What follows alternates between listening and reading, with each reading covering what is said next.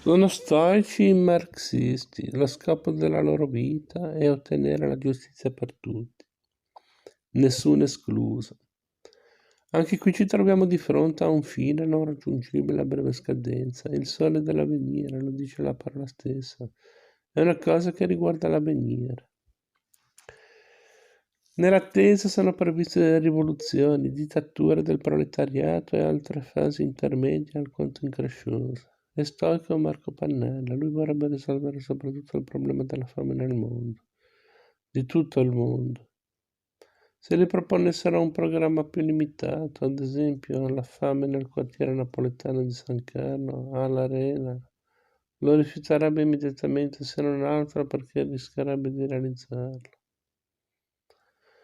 Nel frattempo, vivendo in un paese dove scarseggia la tortura, è costretto ad autotorturarsi, quindi digiuna, si imbavaglia da solo e soffre. L'Epicureo è di tutt'altra pasta. Cosciente della precarietà della vita, si fissa piccoli traguardi, si prefigge piccoli traguardi da raggiungere a breve termine. È Epicureo l'impiegato che chiede un aumento di stipendio per risolvere un suo problema concreto entro l'anno in corso. È Epicureo chi dà il suo voto di preferenza a un partito che invece di promettere giustizia, libertà e felicità, gli propone un miglioramento graduale della sua vita attraverso una politica fatta di piccoli passi. È Epicureo chi continua a vivere come un partner, del quale non è propriamente innamorato, ma con il quale ha concordato un modus vivendi di reciproca sopportazione. I vantaggi e gli svantaggi di questi modi di essere sono equamente distribuiti tra le due correnti di pensiero. In genere gli epicurei sono individui più sereni, più in pace col mondo, quasi sempre sorridenti. Gli stoici invece sono ottimi lavoratori, anche se giocano a briscola lo fanno col massimo impegno. L'Epicureo disdegna la politica attiva e difficilmente riesce come capitano di industria. È più un campione del privato che della società civile. Pirelli, per diventare Pirelli, sarà stato sicuramente uno stoico. Un epicureo al suo posto si sarebbe accontentato di fare il gommista.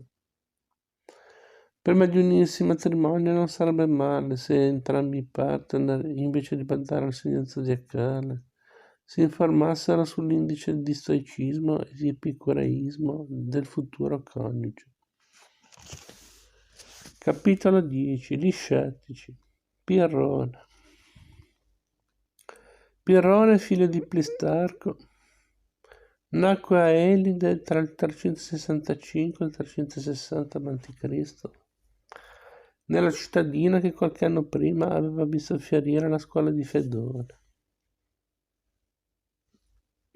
Da giovane cercò di guadagnarsi da vivere facendo il pittore, ma smise quasi subito anche perché a quanto pare non era molto apprezzato dai suoi concittadini. Secondo Antigono di Caristo, alcuni portatori di fiaccola da lui disegnati nel ginnasio di Elide erano una mezza schifezza.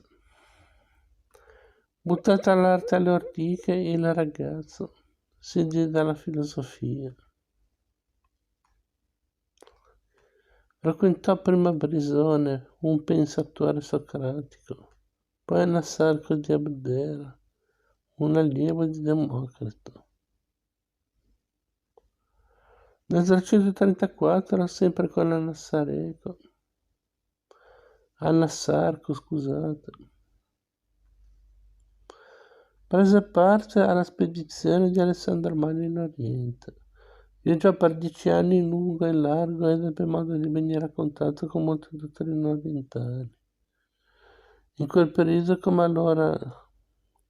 ancora oggi del resto, l'Oriente era attraversato da individui stranissimi che praticavano il distacco delle passioni Erano sciamani, guru e monaci di religioni contemplative.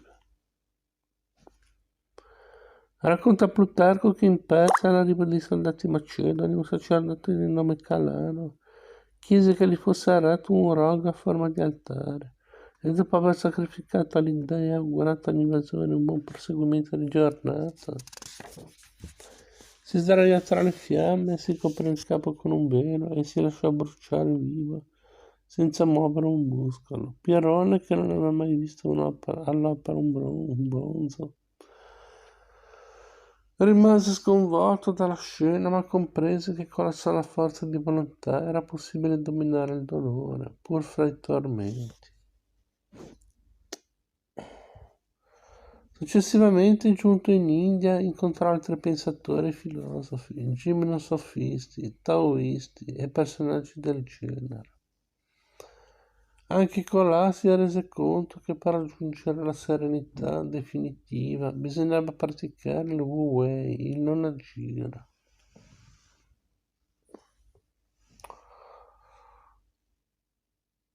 Tornò in patria quasi quarantenne, fondò la prima scuola di scetticismo a Elide, sua città natale. Oddio, non è che fosse proprio una scuola. Sul tipo, tanto per intenderci, della stoa o del giardino. La verità è che lui amava starsene per i fatti suoi, salvo che a volte, quando proprio non ce la faceva, si metteva a parlare ad alta voce e siccome era sempre attorniato da giovani ammiratori, finiva, finiva non volendo col fare lezione. I suoi seguaci furono chiamati pironiani, scettici o zetici. Quest'ultimo termine significa indagatori che indagano e non trovano mai. Viaggi nella Azia, vita dei filosofi.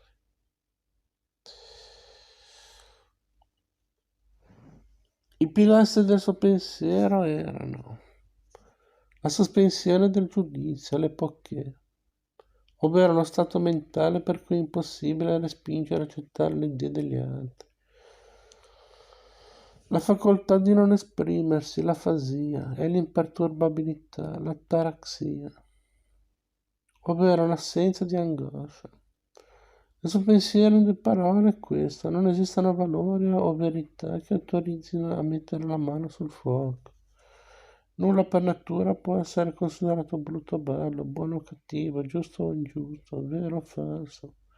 E non c'è differenza alcuna tra godere di ottima salute ed essere gravemente malati. Cicerone, De Finibus. Plutarco, vita di Alessandro, 69, in vite parallele.